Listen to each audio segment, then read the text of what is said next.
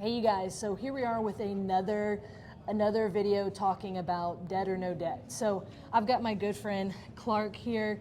Clark, introduce yourself to the folks. You know, who are you, where are you based out of, and what's your experience in real estate?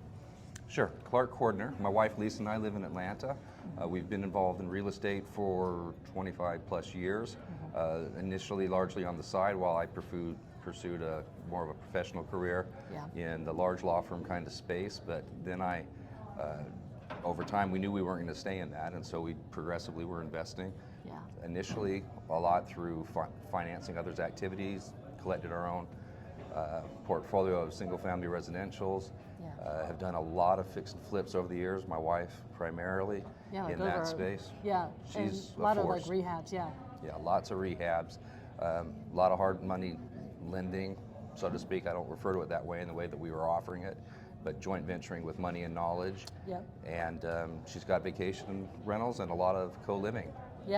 So if you guys haven't, there's a podcast episode that I did with him and his wife Lisa. Go check it out. They share great stories, especially around the co-living and a really great creative deal with the waterfront property y'all did. That was awesome. So let's jump into it.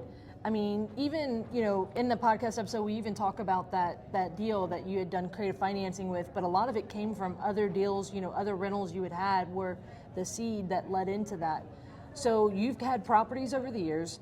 What is your belief around debt or no debt with rentals, and has that ever changed, that belief, that philosophy? All right, well, let me preface that by saying I am a huge fan of business lines of credit, and I have been very aggressive over the years of sweeping excess cash and making sure it is producing. And if it can't be producing in new deals to acquire new ones, then I am paying down debt in a strategic way in order to, you know, not cause it to grow as fast. So a business line of credit, so that is that, so when it's business, is it like tied to properties, collateralized with properties, or is it tied to an active business of some sort? Collateralized with property, income producing properties, typically. So, you know, there's some great literature out there on high net worth individuals and what percentage debt they use to grow their estates in a healthy, safe way, you know, continuously expand, and it usually brackets debt in about a 40 to 60%, 65% loan to portfolio or loan to estate. So it's kind like of that calculation.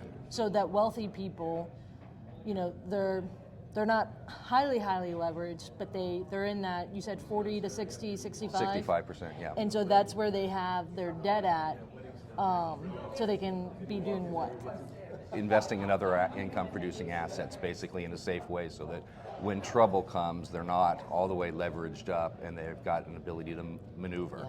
That gives them some options. I found that interesting when I encountered those studies, because it was very much in line with kind of my thinking prior to that point and what we had been doing. Now we're in this position right now where probably for the last 5-6 years we've been well below that target. You know, we're less than 20% probably on the full portfolio.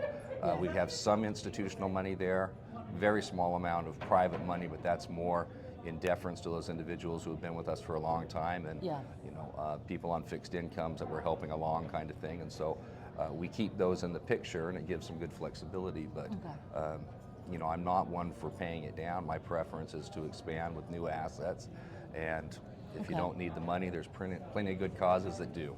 Yeah, no, absolutely. Just like you guys the work that you guys are doing with Reunion Point, which we talk about in the podcast. I love that. So any final thoughts on debt before we end up? Because I really like how you're saying it's like, hey, it's have it, but have it at a safe amount, and even the wealthy who could afford to pay things off choose to keep that. The second point I'd say on that is that when I talked about being strategic about the amount of debt that we have out there, I am constantly combing through, you know, our equity and debt situation, and if I say that I have 20, 40, 60% debt, that doesn't mean it's across every property.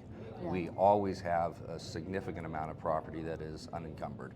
It gives us latitude, and so part of my housekeeping all the time, it's a form of hygiene, I suppose, is to be looking at my loan constants, looking at what the, you know, whether it's institutional or private money, and consolidating that down. And so I will, on some properties, leverage up even more, up to 80% on something if I've got really good terms and flexibility on it, and then have a larger percentage of the portfolio. I think that's so important because so many people get so bogged down with one property. But then what you're saying is go 30,000 feet up, look at the whole portfolio, and look at it as a, you call them vineyards, right? Orchards. Orchards, yes. I just getting back from France, right? Vineyards, right? But so I like it. You're looking at the whole picture, and so you're saying, hey, some might have more leverage, but some might be free and clear, or it's looking at the whole picture rather than getting really micro on one. Yeah, sometimes in our analysis of our portfolios in the investment community, we look a little simplistically at it, and we all acknowledge that there's different perspectives from which we can look at it, whether it's a single property, whether it's the entire portfolio, and I think it's valuable to systematically, routinely look at those questions and saying, is it right for this particular property? How does that fit relative to the other one? So it's like, putting on different lenses to ask the question, and then you step up, and if you do that, and religiously, so to speak, I promise insights come out, and you realize that, you've got more options often than you realize if you would just handle the resources in your stewardship. I like that. I like that. Well, I definitely appreciate you sharing your thoughts and your philosophies here. Always a pleasure, Clark. Thank you. I love it. All right.